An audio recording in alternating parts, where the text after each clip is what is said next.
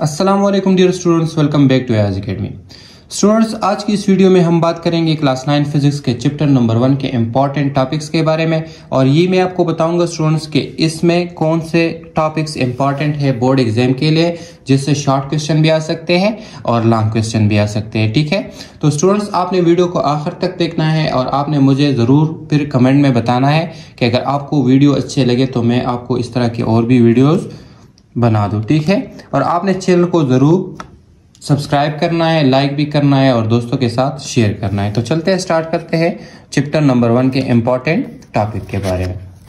तो students, chapter number 1 का जो टाइटल है वो है फिजिकल क्वांटिटीज एंड मेजरमेंट। इसमें सबसे पहला जो टॉपिक है वो है इंट्रोडक्शन टू फिजिक्स सिंपल, मतलब अगर आसान अल्फाज में मैं आपको बताऊं स्टूडेंट्स के फिजिक्स का डेफिनेशन। ठीक है, फिर इसके बाद आता है कुरान एंड फिजिक्स, मतलब कुरान और फिजिक्स का क्या रिलेशन है। नेक्स्ट जो टॉपिक है स्टूडेंट्स वो है contribution to physical science by Islamic world. इस टॉपिक का ये मतलब है कि जो फिजिक्स में मुस्लिम साइंटिस्ट का क्या कंट्रीब्यूशन रहा है। तो इसमें है याकूब किन्नी, इब्नुल हैतम अल बिरूनी, फिर 2 पाकिस्तानी है, एक है अब मोहम्मद अब्दुल सलाम और एक है अब्दुल कदीर खान। तो ये जो टॉपिक है स्टूडेंट्स ये बोर्ड एग्जाम के लिए बहुत इंपॉर्टेंट है। इससे लॉन्ग क्वेश्चन भी आ सकता है और शॉर्ट क्वेश्चन भी आ सकता है।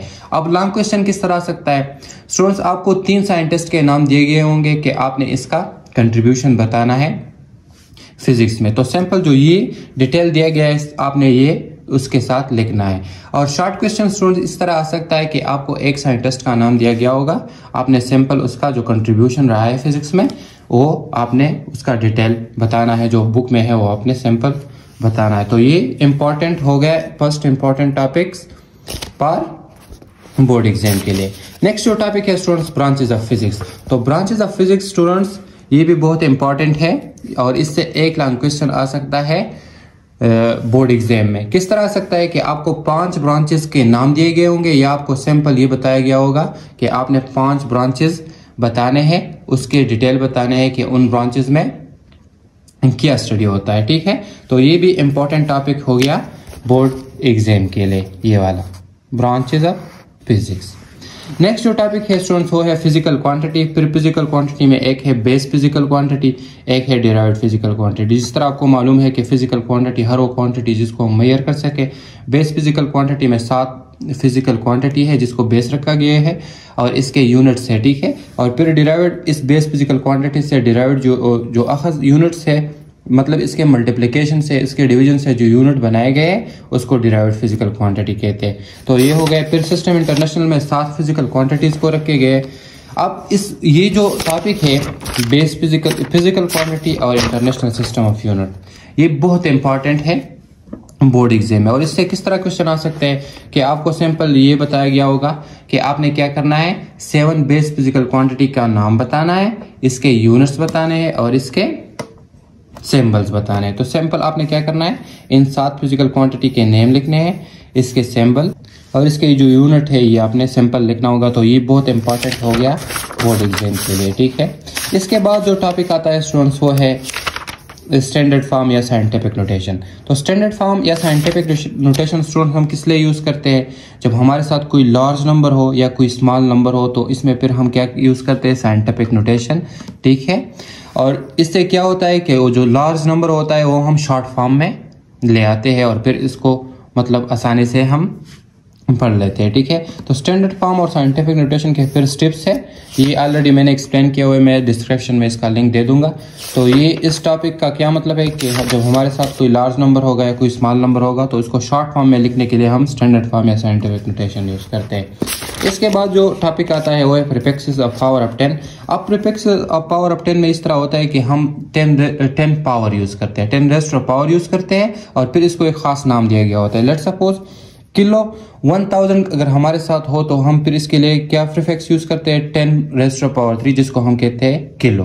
ठीक है, तो प्रीफिक्सेस ऑफ पावर ऑफ 10 भी हम लार्ज नंबर या स्मॉल नंबर को शॉर्ट फॉर्म में लाने के लिए ये यूज करते हैं।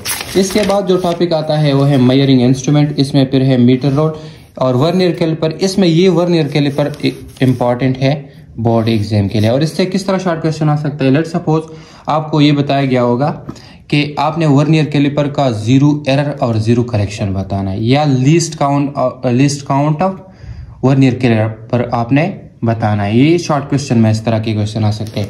या सिंपल आपने ये बताना होता है कि वर्नियर कैलिपर हम यूज किस लिए करते हैं, जिसका डिफिनेशन, ठीक है। या कंस्ट्रक्शन ऑफ वर्नियर कैलिपर, तो ये इंपॉर्टेंट टॉपिक है बोर्ड एग्जाम के लिए। फिर स्क्रू गेज भी इंपॉर्टेंट है स्टूडेंट्स, इसमें लिस्ट काउंट और इसका जीरो करेक्शन और जीरो एरर, ये इंपॉर्टेंट है बोर्ड एग्जाम के लिए। नेक्स्ट जो टॉपिक है स्टॉप वॉच, इतने इंपॉर्टेंट नहीं है, डिजिटल स्टॉप वॉच, ठीक है। ये फिजिकल बैलेंस भी इतने इंपॉर्टेंट नहीं है।